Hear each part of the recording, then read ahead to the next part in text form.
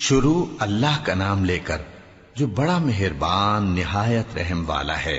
یہ لوگ کس چیز کی نسبت ایک دوسرے سے پوچھتے ہیں؟ کیا اس بڑی خبر کی نسبت جس میں یہ اختلاف کر رہے ہیں؟ دیکھو یہ عنقریب جان لیں گے، پھر دیکھو یہ عنقریب جان لیں گے۔ کیا ہم نے زمین کو بچھونا نہیں بنایا اور پہاڑوں کو اس کی میخیں نہیں ٹھہرایا؟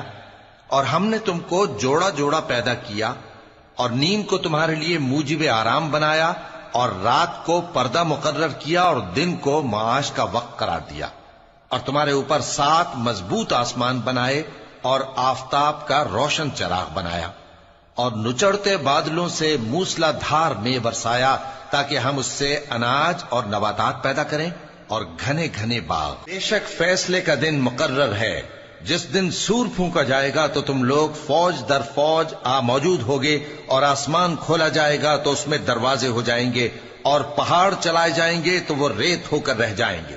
بے شک دوزخ گھات میں ہے، یعنی سرکشوں کے لیے کہ ان کا وہی ٹھکانہ ہے، اس میں وہ صدیوں پڑے رہیں گے۔ وہاں نہ ٹھنڈک کا مزہ چکھیں گے، نہ کچھ پینا نصیب ہوگا مگر کھولتا پانی اور بدبودار پیپ۔ یہ بدلہ ہے ان کے اعمال کے موافق۔ یہ لوگ حساب آخرت کی امید ہی نہیں رکھتے تھے اور ہماری آیتوں کو مسلسل جھٹلاتے رہتے تھے۔